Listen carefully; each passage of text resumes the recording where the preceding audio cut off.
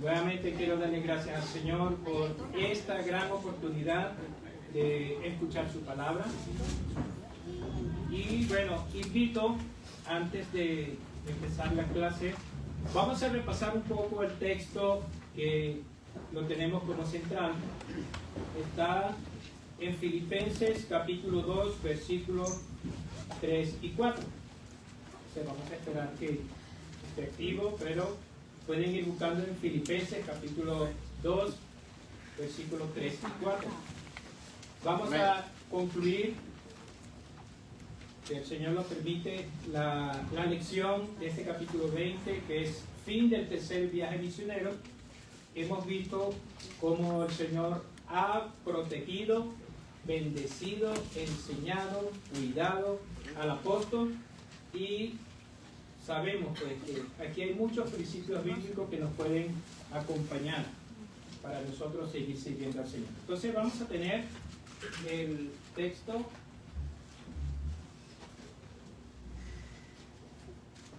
Si se deja cambiar. A lo mejor está muy lejos. Quizá... Se lo doy a la hermana Magdalena, no se puede. Sí. A ver, hermana, control. Controlen, por favor.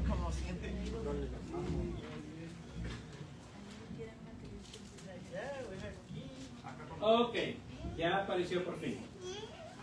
Tenemos entonces ese texto que es, de verdad, es bastante completo, porque la forma en cómo el apóstol está terminando este viaje misionero, que es el tercero, estuvo por casi todo el mundo conocido. El único lugar que le faltó para salir y evangelizar y hacer una iglesia precisamente fue en Roma, aunque tuvo mucha incidencia el evangelismo y toda la enseñanza que dio el apóstol Pablo durante mucho tiempo, pero vemos cómo el Señor de alguna manera le llevó hasta Roma, y precisamente al llegar a Roma ese fue el fin de su vida. Después de 3 años entonces el imperio romano lo mató, pero vemos cómo en una de esas cartas que escribe a los filipenses, en el capítulo 2, él hace una forma de hacernos llamar la atención, y precisamente al terminar este viaje misionero se recalca mucho lo que él dijo allí, donde dice: todos a la cuenta de 3, nada hagáis por contienda o por vanagloria, antes bien con humildad, estimando cada uno a los demás como superiores a él mismo, no mirando cada uno por lo suyo propio, sino cada cual también por lo de los otros. A veces nosotros vemos que pareciera que el apóstol está pidiendo mucho, ¿no? Pero ¿quién de nosotros no quiere ser bendecido por los demás? ¿Quién de nosotros no quiere que los demás actúen con humildad hacia nosotros mismos? ¿Quién de nosotros no quiere que los demás te vean o me vean como importante? Imagínense usted, si a veces nosotros debemos darnos cuenta que pareciera que hay cosas, que hay actividades o que hay personas que pareciera que lo vemos con menosprecio. A nadie le gusta que lo vean con menosprecio. Y ese, lo que dice el apóstol Pablo, está diciendo algo claro. Cuando él dice que está considerando que cada creyente debe ver a los demás como superior, y ese es un gran problema que tenemos nosotros los creyentes. Tenemos problemas de humildad. Cierto. Somos egoístas, somos orgullosos, y cuando pensamos que los demás están por encima nuestro, entonces no debe ser así. Queremos entonces que hagan justicia.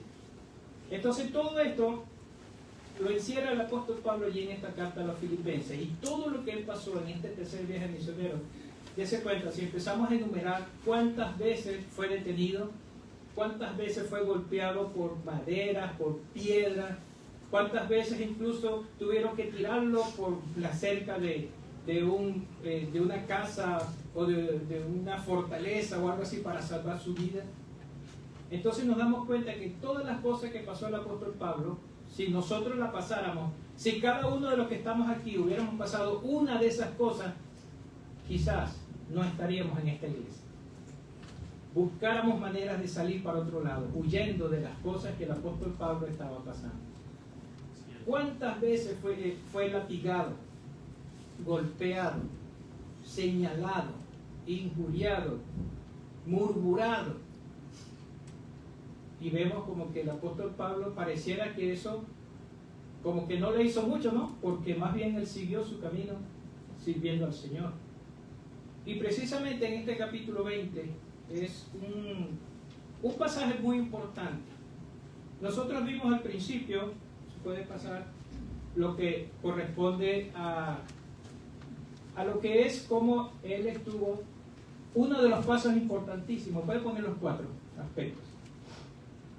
De cuando él estuvo en Macedonia y Grecia, una de las cosas que se puede ver allí es el primer día de la semana. ¿Cuál es el primer día de la semana? El domingo. Que es el lugar, estaban reuniéndose ese día, ese primer día de la semana, los creyentes. Hablamos de que ese es un principio bíblico que nosotros tomamos, reunirnos el domingo, porque la iglesia de Jesucristo se reúne los domingos, porque es el primer día de la semana. Además, ese primer día de la semana tomaron la cena del Señor y vimos cómo en algún aspecto, cómo algunos vieron la cena del Señor. Algunos empezaron como la Iglesia Católica, ellos utilizaban el término transubstanciación, donde ellos dicen que al pasar la copa y el pan, se transforman literalmente en el cuerpo de Cristo. Está el otro aspecto que es consubstanciación, que cada vez que el creyente toma el pan y el vino, es como que entrara junto con el pan y el vino el cuerpo de Cristo. Esa es la palabra consubstanciación, que es con y junto.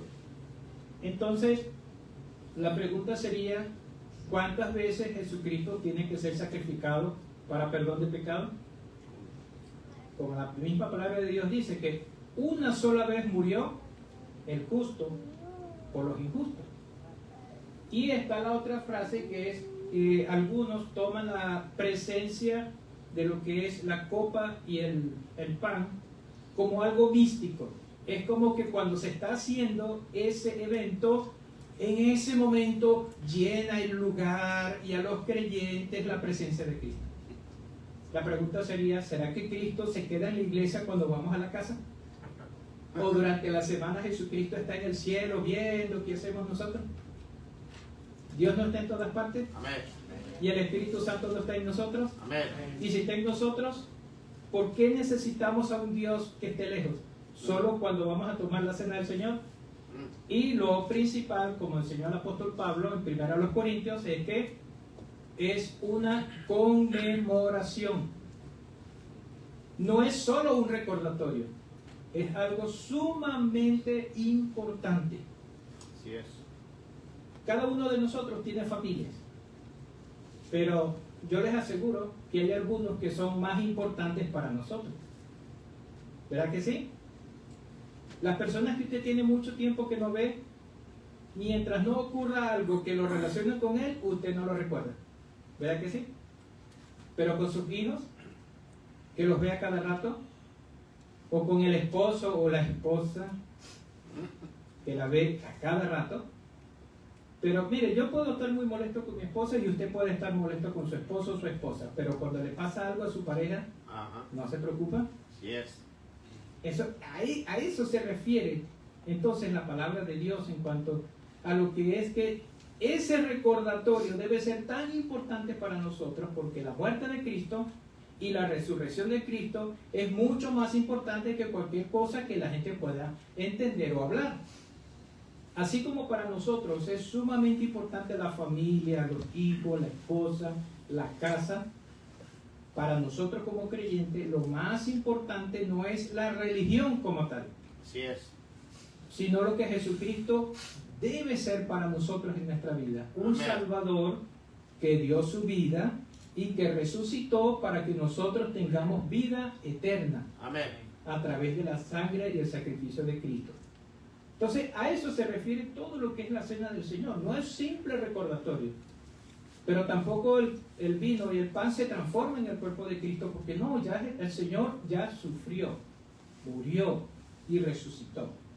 Entonces vemos cómo ese aspecto es sumamente importante recordarlo, porque la cena del Señor debe ser conmemorada constantemente por la iglesia.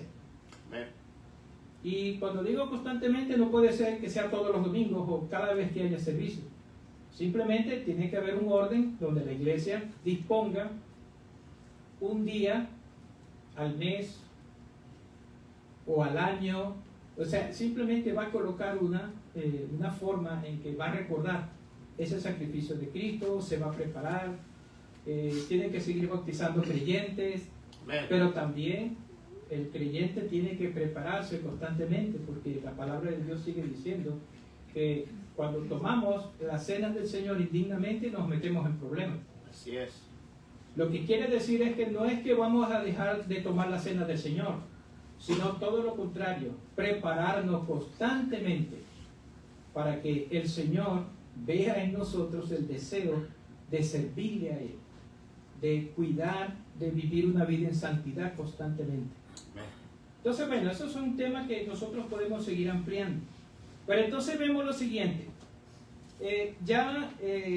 Visto cómo el apóstol Pablo estuvo reuniéndose con ellos durante este tiempo, está otra forma en cómo Lucas, el que escribió el libro de los Hechos, empezó a hacer una narrativa, porque el viaje continuó, lo que es el viaje a Mileto, desde el versículo 13 hasta el 16 del capítulo 20.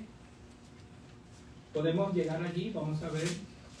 Dice, nosotros, en este caso Lucas estaba metiéndose también allí en ese grupo, porque él andaba, adelantándonos a embarcarnos, navegamos a Asón para recoger allí a Pablo, ya que así lo había determinado, queriendo él ir por tierra.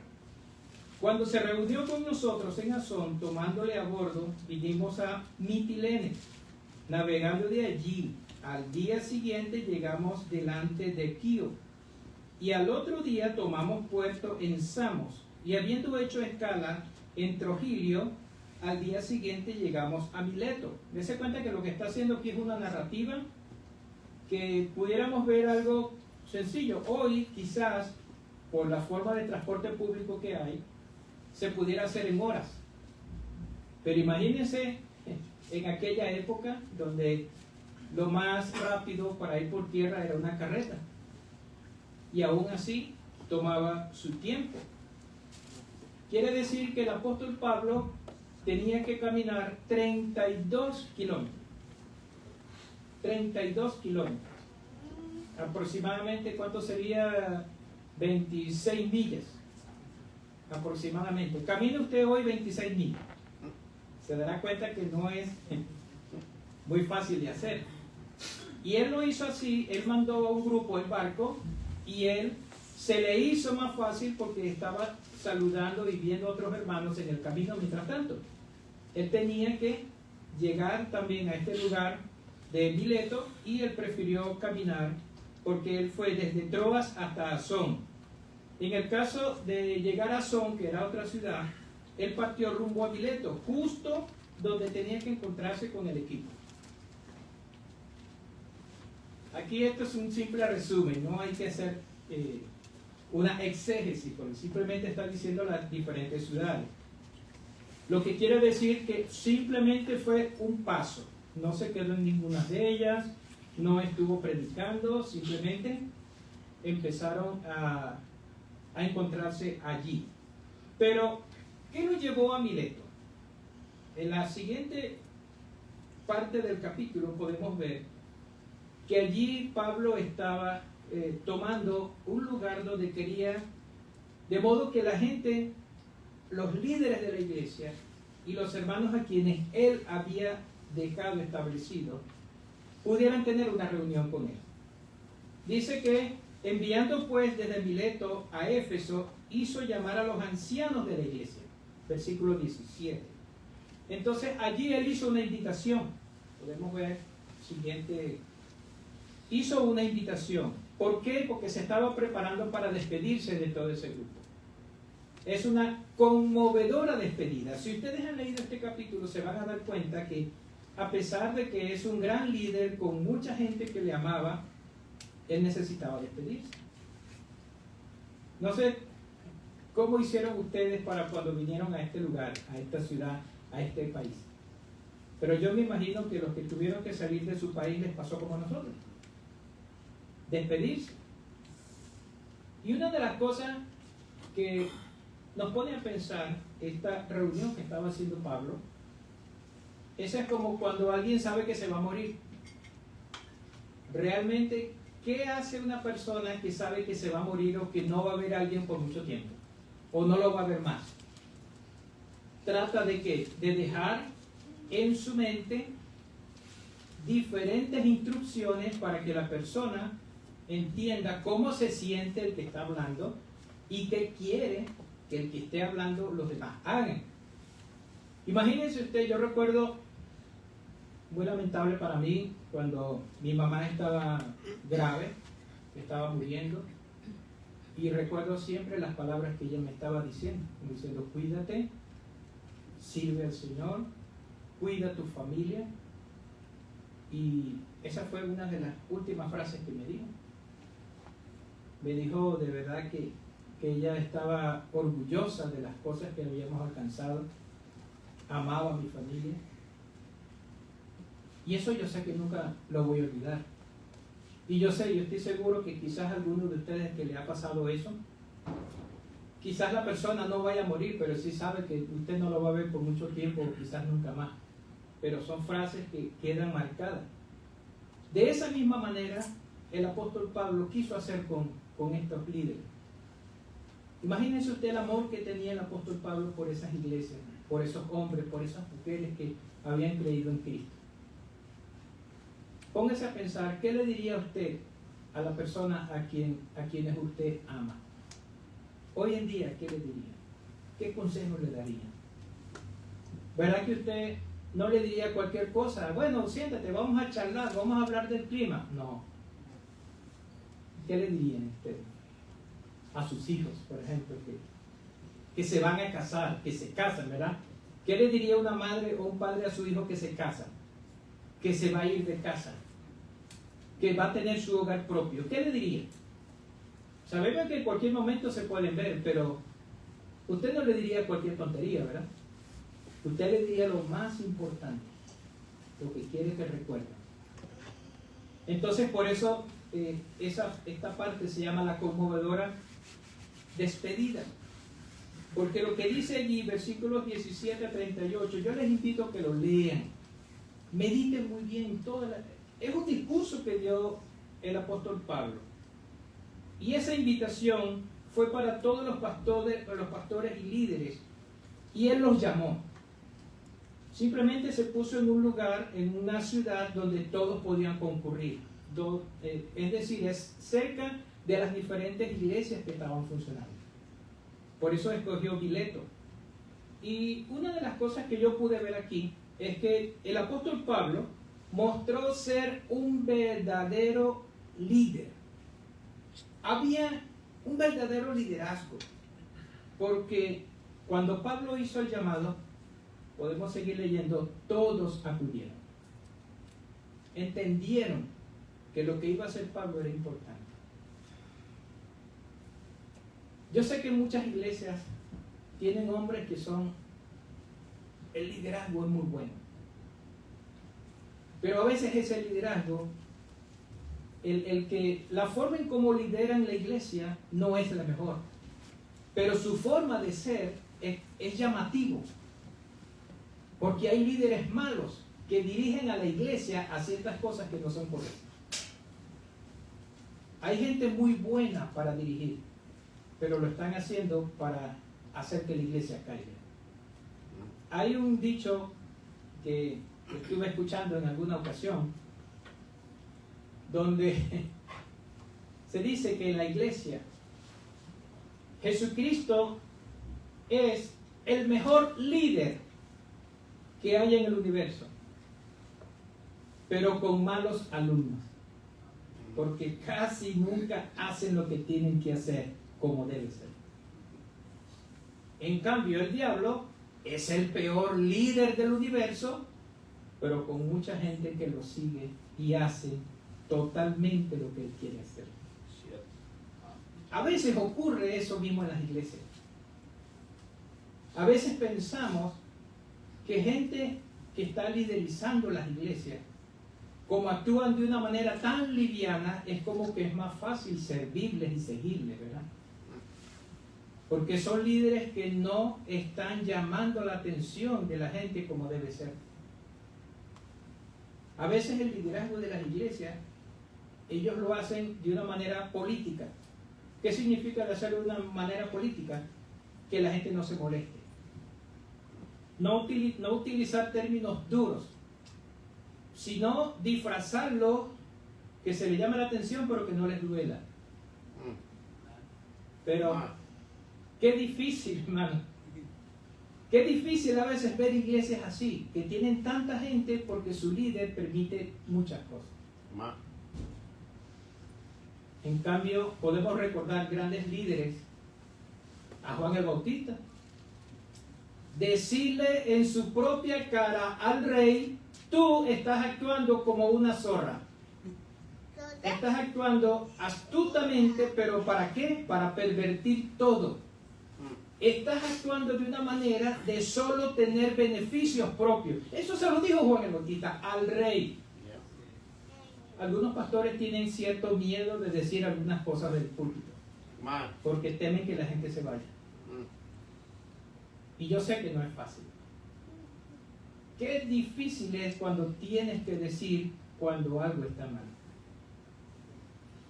Por eso es que los pastores son considerados en la palabra de Dios, que la iglesia debe tenerlo con doble ¿qué? Estima. Porque también los pastores y los líderes, la palabra de Dios dice que ellos están cuidándote en oración. Amén. Están amándote a través de lo que la palabra de Dios está enseñando por boca de ellos. Amén. El problema es cuando el liderazgo de la iglesia considera que lo más importante es el factor económico. Temen que la gente se vaya porque se acaba la ofrenda.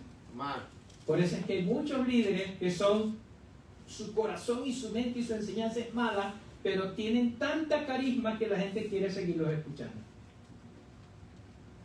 No así como Pablo. El apóstol Pablo, ¿cuántas veces no enfrentó a grandes líderes? Incluso al apóstol Pedro. Ustedes pueden leer la carta a los Gálatas, en el capítulo 2, cuando él dice: yo me enfrenté cara a Pedro y le dije que lo que estaba haciendo no era correcto, era de hipócritas. ¿Cómo tú, juntándote con los gentiles, comías con ellos, haces fiesta con ellos, pero cuando vienen los judíos tú te escondes y te apartas? ¡Wow! A Pedro, a quien Jesucristo le dijo: tú vas a abrir el camino para que la iglesia sea establecida. ¡Wow! Imagínense, Pablo. Y vemos cómo más adelante el mismo apóstol Pedro, sabemos que Dios trabajó en su vida desde que estuvo con Jesucristo, pero vemos cómo el apóstol Pedro dice de Pablo: ese es un hombre que sabe mucho, ese es un hombre que Dios le ha usado mucho y que él entiende cosas que yo no entiendo, y que muchos, usando lo que él enseña, tuercen las escrituras, pero yo sé que ese hombre de parte de Dios nos está enseñando lo que es correcto. Así es. O sea que Pedro entendió que lo que estaba diciendo Pablo estaba en lo correcto. A veces los líderes tienen miedo de decir las cosas por temor, así como pasa en nuestros hogares. Nosotros como líderes tenemos miedo de que nuestro hijo se moleste. No, si le digo: ay, no, a lo mejor va a querer irse. No, a lo mejor va a pasar todo el día encerrado en su cuarto y yo, si no quiero verle trompota así. Amén. Ese es otro tema que vamos a tratar en otro lugar. Y una vez. Sí, sí. Para que nos demos cuenta que el liderazgo no es solamente en la iglesia. Así es. Y que no solamente los pastores, diáconos, misioneros son los únicos llamados a liderizar, sino tú en tu casa Amén. y yo en mi casa. Amén. Y tenemos un problema, Mm. el temor de no querer decir lo que debemos decir para no quedar mal y ser el malo de la película. Man, cierto. ¿Cuántas esposas dicen a mí? Ninguna. Qué bueno. Estamos haciendo muy bien el papel, ¿verdad? Hermanos, miren, es tremendo ver todo esto. Que el apóstol Pablo, además de ser un tremendo líder, porque todos acudieron, quería girar instrucciones. Quería dar informaciones muy importantes. Si nosotros leemos allí, dése cuenta que versículo 18 en adelante, cuando vinieron a él, les dijo: vosotros sabéis cómo me he comportado entre vosotros todo el tiempo, desde el primer día que entré en Asia, sirviendo al Señor con toda humildad y con muchas lágrimas y pruebas que me han venido por las acechanzas de los judíos, imagínense, su propio pueblo. Y como nada que fuese útil, he rehuido de anunciaros y enseñaros públicamente y por las casas. ¿Qué quiere decir esto? No he dejado de hacer mi trabajo indistintamente del ataque que mucha gente me ha hecho. Tenemos miedo a veces de seguir haciendo lo que es correcto para no quedar mal delante de nuestra misma gente, Man. de la esposa o del esposo, Mm. de los hijos o de los hermanos de la iglesia a veces. Mm. Y como nada que fuese útil, he rehuido de anunciaros y enseñaros públicamente y por las casas. Es decir, hay una manera clave que está diciendo aquí. Cuando dice y por las casas, se refiere de una manera de que las personas que escuchaban la enseñanza o la reprimenda no se sintieran ofendidos, sino más bien ayudados. Porque hay quienes toman el púlpito para regañar a ciertas familias o personas y la gente queda como dolida. Lo mejor es ir donde están esas personas y sabiamente Mm. decirle lo que tengas que decirle. Amén. Como tengas que decirle, con amor. Y públicamente, bueno, el problema que tengo en la iglesia en general. Si la iglesia tiene un problema de que se llega tarde, desde el púlpito se debe decir. Amén. Estamos comenzando tarde, XXX, cada quien busque manera de llegar temprano. No están viniendo a la iglesia, X. Sus hijos no se portan bien, X. Esas son una forma general. La forma de vestir no es la correcta. Hay muchas cosas que se pueden decir desde el púlpito. Pero hay fallas, hay problemas, hay dificultades que tienen que ser corregidas personalmente. Y allí es donde el apóstol Pablo lo está diciendo. Y hay cosas que no todo el mundo debe escuchar para que no se ofendan y no queden humillados delante de los demás, ofendidos. Así es. Porque hay que trabajar sabiamente, con oración, pero también con sabiduría. Imagínese usted a alguien que diga, hay una familia, haciendo esto y esto y esto. ¿Será que la iglesia no sabe? Mm. Pero ¿qué es lo mejor?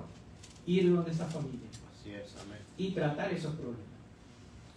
Para que la familia no sea humillada delante de los demás. Además dice, el versículo 24 también, dice, pero de ninguna cosa hago caso ni estimo preciosa mi vida para mí mismo, con tal de que acabe mi carrera con gozo y el ministerio que recibí del Señor Jesús para dar testimonio del Evangelio de la gracia de Dios. Es decir, el Evangelio de Jesucristo me debe motivar a corregir, a ayudar y a cuidar a los demás. Así a los demás no les gusta. A veces habemos algunas personas que no nos gustan que nos corrijan. Mm. No nos gusta. Yeah.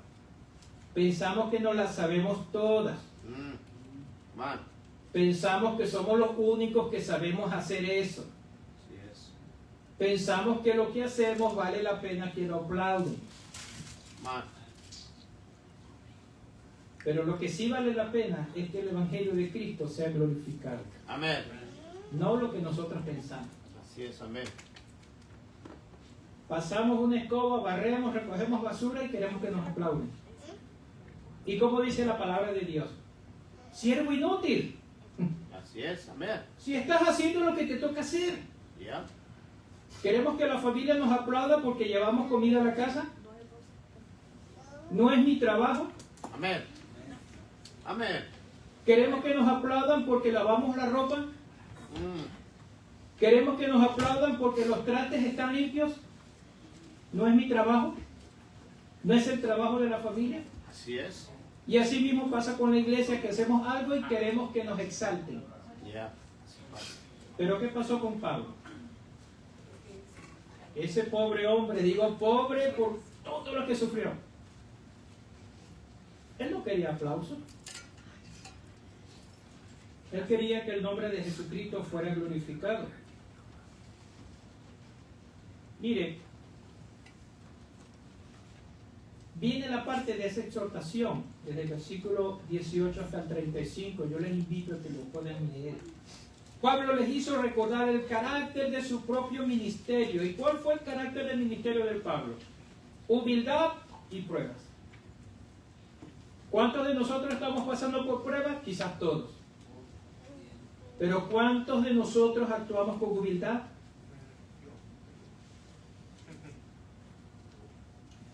Tenemos un problema. Así es. Tenemos un problema. Además, Pablo dio sin prejuicio a todos. Podemos ver cómo las cosas que Pablo estaba haciendo. Sin prejuicio. ¿Qué significa sin prejuicio? Yo no me puse a pensar a quién debía decírselo y a quién no. A quién debía darle y a quién no. Sin acepción de personas. Porque cuando el apóstol Pablo llegaba a cualquier ciudad, ¿dónde iba primero? La sinagoga. A la sinagoga, a su pueblo, a los judíos. Ya después que no lo soportaban y lo echaban, iba a las calles. Pero igualitos, así lo tuvieran mucho tiempo en la sinagoga, él andaba por las calles. A veces queremos solo juntarnos con la gente con quien nos identificamos, ¿verdad que sí? Amén. Come on. Por eso muchos de nosotros no hablamos inglés. Ese es otro, eso es gratis. Amén. Si nosotros pensáramos en que todo el mundo necesita de Cristo, tendríamos contacto con muchas más personas que con las que tenemos hoy en día. Nos centramos solo en grupitos. Nos centramos solo en la gente que conocemos. Ya. Cierto. Y no queremos despegarnos a veces. ¿Qué hizo el apóstol Pablo? Mire, la ventaja del apóstol Pablo eran muchas, porque además de conocer la ley, además de conocer muchos escritos, además de ser instruido a los pies de uno de los mejores maestros del mundo para ese momento, era un hombre bien preparado, donde dominaba varios idiomas. Todo lo que él había aprovechado en su juventud, el Señor lo aprovechó para llevar su palabra. Tenía contactos en muchas partes. Eso lo aprovechó para llevar el Evangelio. Algunos de nosotros que tenemos posibilidades de hacer algo por el Evangelio de Jesucristo, no actuamos porque tenemos temor de que nos identifiquen con los evangélicos. A veces hemos aprendido un idioma y no lo usamos para predicar a Cristo. Cierto. Y no estoy hablando solo del inglés. Más. Porque a veces sabemos cómo tratar a otras personas y no lo hacemos. Amén. Ocultamos eso para no tener que dar explicaciones. Pero ese es otro tema que vamos a tratar después. Vemos cómo también Pablo les comunicó que él no estaba tranquilo en ir a Jerusalén. El Espíritu Santo incluso le dijo, vas a tener problemas. Él está diciendo allí. Pablo dio a pesar de las pruebas personales, pero Pablo dio todo el consejo de Dios. Amén. ¿Qué problemas? Mire, si el Espíritu Santo le dijo, mira, cuando tú llegues a Jerusalén, inmediatamente vas a comenzar el camino a tu muerte. Yeah. Pero él no desistió de dar todo el consejo de Dios. ¿Sabe una cosa? Hay una manera en cómo los maestros de artes marciales enseñan las prácticas. Ellos enseñan muchas maneras de cómo enfrentar a los enemigos y todo eso, pero ¿usted sabía que los maestros de artes marciales nunca enseñan todo? ¿Cuál es el motivo? Para seguir siendo el maestro. Para seguir siendo el maestro. Para que cuando el alumno quiera enfrentarse, el maestro tenga una ventaja sobre él y nunca le pueda ganar, o se le haga muy difícil ganarlo. Pregunten a las personas que practican artes marciales. Solo en las películas vemos, bueno, ya te enseñé todo, ahora ve y conquista el mundo. ¿Verdad? ¿Sabe? Hay pastores así, hay líderes así, hay maestros así. Hay grupos de cristianos que no quieren que todo el mundo sepa todo el consejo de Dios. Más. Y vemos cómo, recuerden, quién estaba predicando y que solo sabía hasta el bautismo de Juan. Apolo. ¿Qué hizo Aquila y Priscila? Le llamaron, venga acá. Usted predica hermosísimo, qué bueno que usted lo está haciendo, tiene mucha valentía, pero a usted le falta conocer esto. ¿Qué hubieran hecho muchos de los predicadores de hoy en día? Mira, solo conoce hasta Juan. Ahora vengo yo y la gente me va a aplaudir porque yo sé más de Cristo que él. Quizás no lo dicen con esas palabras, aunque otros sí. Entonces toman este término. La palabra de Dios me ha inspirado para decirle esto. Dios me dijo que te dijera esto. Dios me iluminó para decirte esto. Entonces, ¿qué hace la iglesia? ¡Ay, Dios le hable! Hay que escuchar todo lo que diga. ¿Pero qué dice el apóstol Pablo? Yo no he rehusado ni he rehuido de enseñar todo el consejo de la palabra de Dios. No debo dejar nada escondido para mí. Amén. Debo enseñar todo. Así es. Y la otra cosa es que yo nunca debo dejar de estudiar. Amén. No solo por ser el maestro, por ser pastor, por ser líder, por ser el que más enseña, porque es el que tiene los títulos, porque es el que más sabe, voy a quedarme allí. Si usted busca un médico que se graduó en el año 1960, si se hubiera quedado con solo esas enseñanzas, ¿qué sería hoy? ¿Un yerbatero? Porque no sabría lo que está pasando con la medicina de hoy en día. Cierto. No tendría un empleo, no pudiera dar consejos, no pudiera dar cátedras. Así mismo pasa con nosotros los creyentes. Nos limitamos a no aprender la palabra de Dios y no enseñamos toda la palabra de Dios para que los demás sepan menos que yo y siempre me busquen. Como ese maestro de artes marciales, ¿verdad? A veces tenemos ese síndrome de que la gente dependa de nosotros.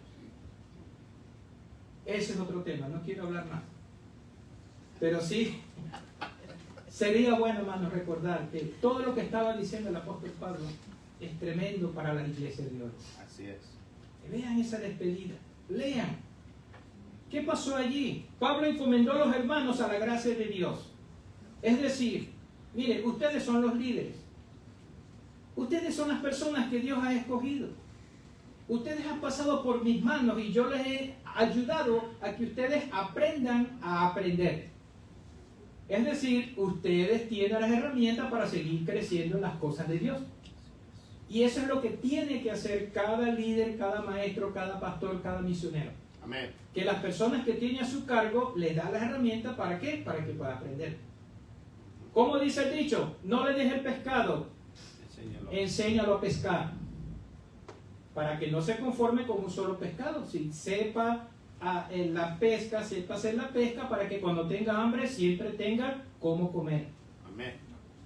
El líder, el pastor, el misionero, el maestro tiene que enseñar a los demás a aprender de la Biblia. Para que cuando no esté, esa persona no esté. ¿Y ahora qué hago? ¿A quién busco? No, para que tenga las herramientas necesarias. Pablo dio también un ejemplo donde él llegaba, empezaba a trabajar para comer.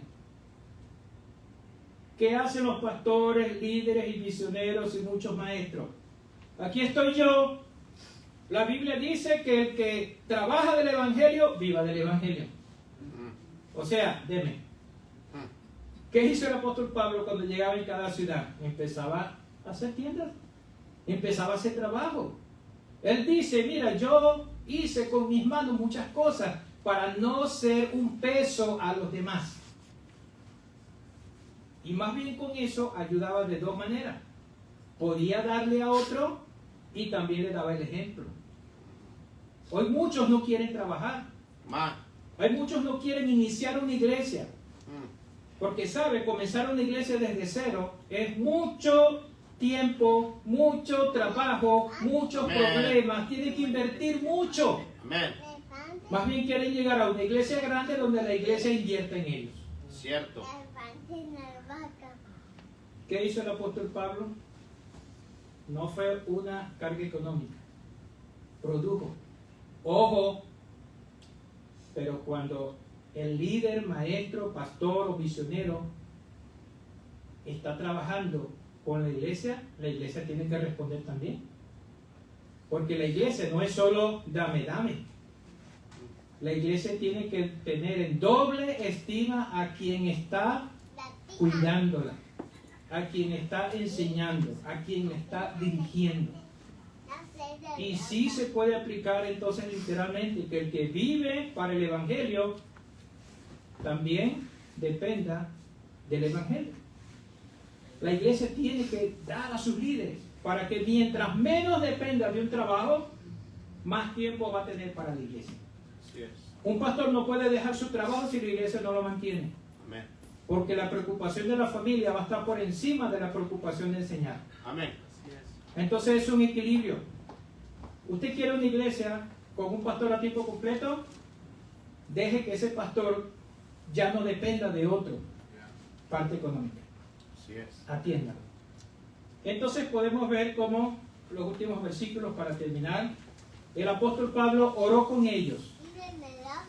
El apóstol Pablo lloró con ellos. Porque la despedida no fue nada, oye, fue algo más bien que motivó a que la gente, oye, sabemos que si vas a Jerusalén vas a morir. Fue de gran ejemplo y valentía para ellos, porque sabe que le dijo, mira, yo sé que voy a morir, pero aún así no me voy a detener, voy a llegar allá para cumplir lo que el Señor quiere en mi vida. Entonces podemos ver en el gráfico próximo cómo se puede resumir el ministerio del apóstol Pablo. Pablo dio sin prejuicio. Pablo dio a pesar de las pruebas personales. Pablo dio todo el consejo de Dios. Pablo dio de modo que otros puedan dar. Y Pablo dio de su habilidad para sostenerse económicamente. Hermano, nosotros no somos menos que Pablo, que actuamos como si no nos interesara el Evangelio, sí, en muchas ocasiones. Pero el Señor está llamándonos a cada uno de nosotros para que actuemos así como el apóstol Pablo lo ha hecho. Amén. Hermano, ¿qué dirías tú? ¿O qué diría yo si me tocara despedirme de alguien? Si tuviera que irme a otro lugar. ¿Qué consejo le daría? ¿Acudirían a mí con que yo los llame? ¿Qué tanto me amarían a mí o qué tanto le amarían a usted como para escuchar atentamente lo que le quiere decir? Que el Señor les bendiga. Padre Santo, gracias por su amor y misericordia. Nadie mejor que usted conoce nuestra vida, nuestro corazón. Gracias, Señor, por el ejemplo del apóstol Pablo, que siendo un hombre que sufrió mucho por el Evangelio, tuvo la valentía incluso hasta de morir por el Evangelio.